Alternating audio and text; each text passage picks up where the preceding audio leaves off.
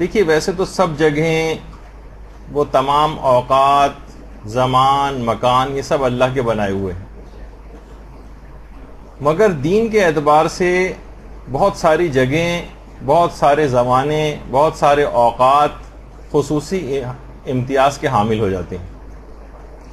یوں تو دیکھیے تمام راتیں ہی اللہ کی بنائی ہوئی ہیں، لیکن جو شب قدر ہے اس کا ایک خصوصی امتیاز ہے۔ یوں تو سارے ایام ہی اللہ کے بنائے ہوئے ہیں، سارے دن، لیکن ایام حج جو ہیں یہ خصوصی کے امتیاز رکھتے ہیں۔ عید غدیر کا 18 ذی الحجہ خصوصی امتیاز رکھتا ہے۔ اس کے علاوہ پھر عید مباہلہ یہ خصوصی امتیاز رکھتی ہے، اور ایام عید اور اس طرح مختلف مبارک ایام۔ اچھا، اسی طرح سے پروردگار نے کچھ زمینوں کو بھی خصوصی امتیاز بخشا ہے، زمین کے کچھ علاقوں کو، کچھ شہروں کو۔ انہی میں سے ایک شہر قم بھی ہے، قم بھی اسی میں شامل ہے، اور یہی وجہ ہے کہ ہمارے چھٹے امام جعفر صادق علیہ الصلوۃ والسلام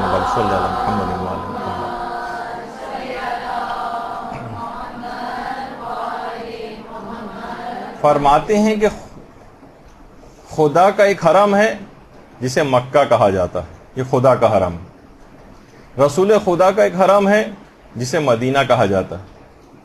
امیر المومنین کا ایک حرم ہے جو کہ کوفہ ہے۔ اسی طرح سے ہمارا بھی ایک حرم ہے جس کو قم کہا جاتا ہے۔ قم یہ سارے ائمہ کا حرم۔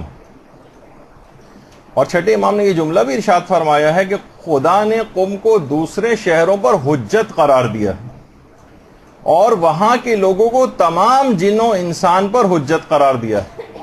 یہی وجہ ہے کہ کتنے ایسے واقعات بھی ملتے ہیں، اور علماء میں بات مشہور بھی ہے، جنوں کو تک کے اوپر یہاں کے لوگوں کی حکمرانی ان معنوں میں بھی کہی جا سکتی ہے، جیسے کہ مرحوم آغا بزرگ شیرازی کے متعلق کہا جاتا ہے کہ جن بھی ان کی تقلید میں تھے، اور باقاعدہ اپنے گھر کے تہہ خانے میں جاتے تھے جہاں جن حاضر ہوتے تھے، اور ان کو وہ احکامات شریعت بھی سکھاتے تھے۔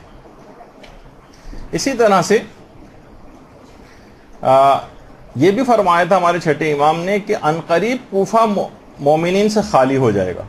ایسے حالات کسی زمانے میں ہو سکتا ہے کہ پیدا ہوں کہ کوفہ سے مراد نجف کا علاقہ بھی، خدا نہ خواستہ کبھی ایسے حالات پیدا ہوں تو امام بہرحال جو روایت میں جملے آئے ہیں کہ عنقریب کوفہ مومنین سے خالی ہو جائے گا، اور علم وہاں اس طرح سے جمع ہو جائے گا، اس طرح سانپ اپنے بل میں خود کو لپیٹ لیتا ہے۔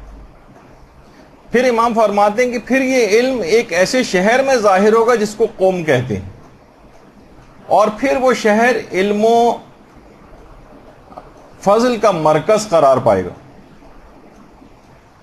تو بہرحال زائر کو دیکھیے، جو بھی وہاں جا رہا ہے، قوم جا رہا ہے، اس کو ایک معرفت ہونی چاہیے کہ کس شہر میں جا رہا ہے، وہ اس کے قدم کس سرزمین کے اوپر ہے، اسے وہاں کے شہر کی معرفت ہوگی تو وہ جا کر اس کی زیارت کا حق ادا کر سکے گا۔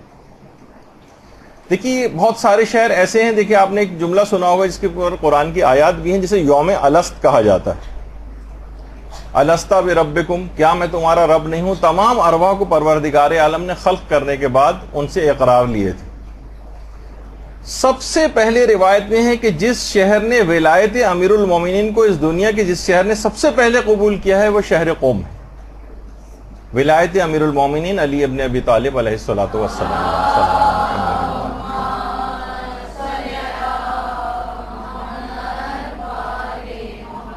یہی وجہ ہے کہ روایات میں یہ بات آئی ہے کہ جنت کا ایک دروازہ قم کے لیے کھولا گیا۔ بہت سی روایات میں 3 دروازوں کا بھی تذکرہ ہے۔ جنت کے جو دروازے ہیں ان میں سے 1 یا 3 دروازے اہل قم کے لیے کھولے گئے۔ اور علامہ مجلسی نے بھی لکھا ہے کہ طوفان نوح جس وقت آیا تھا تو کشتی چلتے چلتے جس جگہ پہ آ کر رکی تھی، جب قم سے گزری تھی تو کشتی ٹھہر گئی تھی، رک گئی تھی۔ اور یہ بھی لکھا ہے کہ یہ زمین، جو قوم کی جو زمین ہے، یہ اصل میں بیت المقدس کا یا بیت المقدس کا ایک ٹکڑا ہے۔ اور یہی وجہ ہے کہ ہمارے چھٹے امام نے یہ جملے بھی ارشاد فرمائے ہیں کہ جب بھی تم پر کوئی مصیبت پڑے تم قم پہنچ جاؤ، کیونکہ وہ فاطمیوں کی پناہ گاہ اور مومنین کے لیے جائے امن، قم جائے امن۔ پھر ایک سوال یہ پیدا ہوتا ہے کہ آخر قوم کا نام قوم کیوں پڑا؟ قوم کیوں پڑا اس کا نام؟ تو بہار الانوار میں باقاعدہ علامہ مجلسی نے جو روایت لکھی کہ پیغمبر جب سفر معراج پر آسمانوں میں تشریف لے گئے تھے اور خانہ کعبہ سے مسجد الحرام تک کا جو سفر تھا، اس میں پیغمبر نے دیکھا، زمین کی طرف جب نگاہ کی تو دیکھا کہ زمین کا ایک ٹکڑا ہے جو بہت ہی خوش رنگ ہے، اور وہاں سے خوشبوؤں کی لپٹیں اٹھ رہی ہیں جو کہ مشک سے بھی زیادہ خوشبودار ہے۔ اور پیغمبر نے یہ بھی دیکھا کہ اس زمین کے اوپر ایک افسردہ حالت میں کوئی بوڑھا بیٹھا ہوا ہے۔ جبریل سے پیغمبر نے پوچھا ہے جبریل، اچھا دماغ میں یہ بات رہے کہ پیغمبر جب کسی سے کوئی اس طرح کی چیز پوچھتے ہیں تو اس کا مقصد ایک لوگوں کی تعلیم کرنا ہوتا ہے، یا پیغمبر کہ اپنے علم کے مطابق جب وہ کسی چیز کی طرف متوجہ ہوتے ہیں تو علم حاصل ہو جاتا ہے، اور پیغمبر ہر وقت اپنے علم کا استعمال بھی نہیں کرتے تھے، جو کہ ایک الگ عقائد کی ایک بحث آتی۔ تو جبریل سے جب اس کے متعلق استفسار کیا تو جبریل نے کہا کہ یا رسول اللہ، یہ آپ کے اور آپ کے شیعوں کی زمین کا ایک ٹکڑا ہے جس کا نام قوم ہے۔ پیغمبر نے پوچھا یہ بوڑھا یہاں پر کون بیٹھا ہوا ہے جو افسردہ حالت میں؟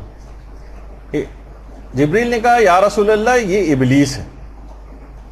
پیغمبر نے کہا مجھے فوراً اس کے پاس لے کر چلو۔ چشم زدن میں جبریل نے پیغمبر کو ابلیس تک پہنچا دیا، تو پیغمبر اس کے پاس گئے اور کہا قم قم یا ملاؤن، اے ملاؤن یہاں سے اٹھ جا، جا اور جا کر دشمنان شیعہ کے اموال و خواتین میں شریک ہو، کیونکہ میرے اور علی کے محبین پر تیرا کوئی تسلط نہیں۔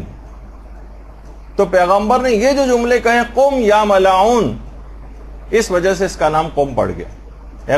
ابلیس کو کہا کہ اٹھ جا یہاں سے۔ تو اس حوالے سے بھی یہ چھٹے امام کی بہار کی 60ویں جلد کے اندر ایک اور روایت ہے کہ اس کا نام قوم کیوں پڑا، کہ اس میں امام نے فرمایا کیونکہ اس کے لوگ جس وقت قائم آل محمد کا ظہور ہوگا، اللہم صلی علی محمد و آل محمد،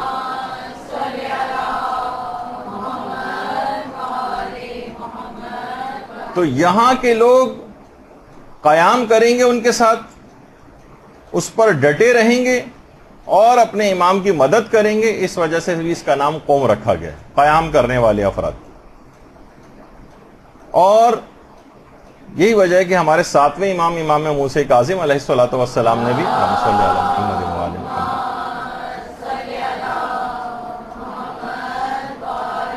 یہ فرمایا ہے کہ قوم آل محمد کا آشیانہ اور ہمارے شیعوں کی پناہ گاہ ہے۔ اور اس کی ایک اور وجہ جو قوم کی ہے وہ یہ ہے کہ قوم کی وجہ تسمیہ کیوں اس کا نام قوم رکھا گیا، کہ جیسے ہی امام زمانہ علیہ السلام کا ظہور ہوگا تو سب سے پہلے اہل قوم فوراً قیام کریں گے اور خدمت امام میں حاضر ہو جائیں گے۔ درود بھیجیے محمد علیہ وسلم۔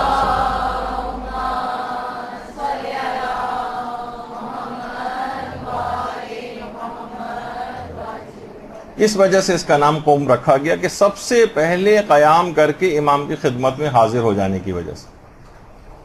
اور اہل قوم کی جو خصوصیت بتائی گئی ہے باقاعدہ جو ہمارے 8ویں امام امام علی رضا علیہ الصلوۃ والسلام نے بتائی، صلی اللہ علیہ محمد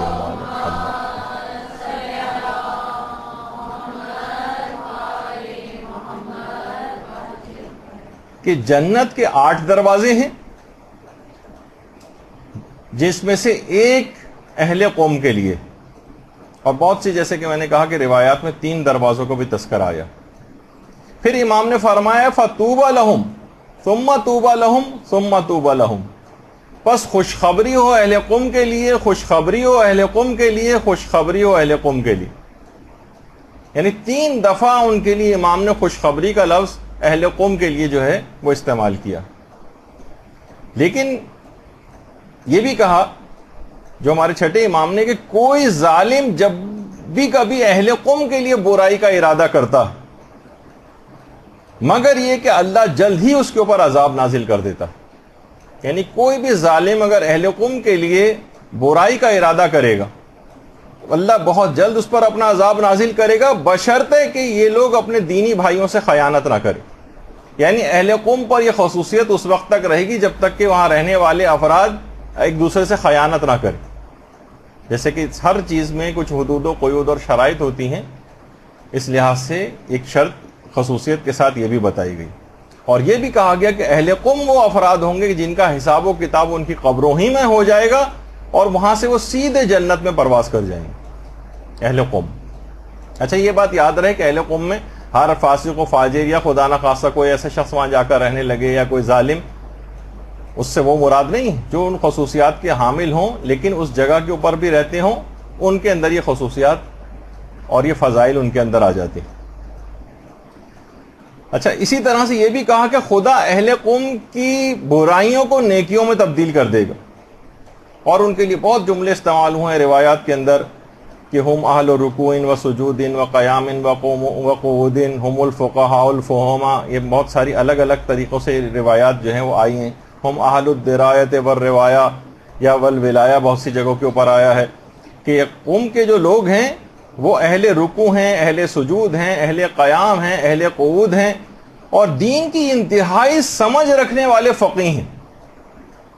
اور یہ اہل درایت ہیں، اہل روایت ہیں، اہل ولایت ہیں، بہترین عبادت کرنے والے ہیں. آپ دیکھیں کتنے فضائل قوم کے بیان ہو رہے ہیں. اور آپ لوگ حیران ہوں گے کہ آج کل بہت سارے ایسے افراد، کم علم قسم کے افراد، وہ باقاعدہ ان قوم کے مجتہدین کا مذاق اڑایا جاتا ہے، ان کو سر جو ہے برملا اور لوگوں کے سامنے یا کچھ دینی پروگراموں میں ان کو گالیاں دی جاتی ہیں، کیا کچھ کیا جاتا ہے.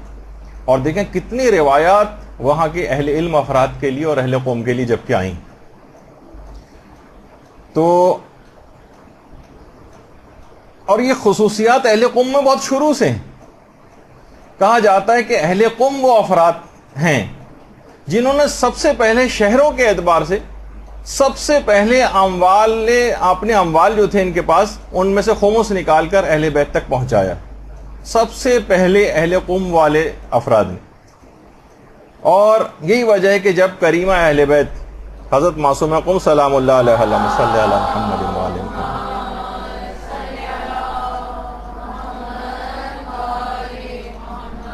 یہاں پر آئی ہیں قوم، تو اہل قوم نے اپنی زمینوں کو اور اپنی املاک کو ان کے لیے وقف کر دیا تھا. سب سے پہلے وقف کیا ہے اور خود کو خادم حرم کہلوایا. یعنی اہل قوم افراد کے اندر واقعتاً شروع ہی سے ایک نورانیت رہی. اور بہار میں بھی ہے اور مختلف روایات کتابوں کے اندر بھی ہے کہ روایت میں یہ تک آیا ہے کہ لولا القمیون لضاع الدین. اگر یہ قمی نہ ہوتے یعنی اہل قوم نہ ہوتے تو دین ضائع ہو جاتا. اچھا اب دیکھیے یہ جو قوم باعث فضیلت شہر بنا ہے، یہ معصومہ قوم سلام اللہ علیہ کی وجہ سے بنا. اللہم صلی علی محمد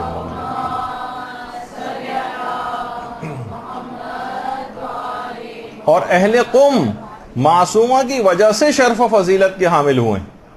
یہی وجہ ہے کہ امام خمینی کا باقاعدہ جملہ ہے کہ آج تک جو کچھ بھی مجھے حاصل ہوا ہے وہ سب کا سب معصومہ قوم کی زیارت کا صدقہ ہے. یہ باقاعدہ جملہ امام خمینی کا، یہ صدقہ ہے معصومہ قوم کی قبر کی زیارت کا کہ جتنا بھی کچھ مجھے حاصل ہوا اس وجہ سے حاصل ہوا. برحمتک یا ارحم الراحمین وصلی اللہ علی محمد وآلہ الطاہرین.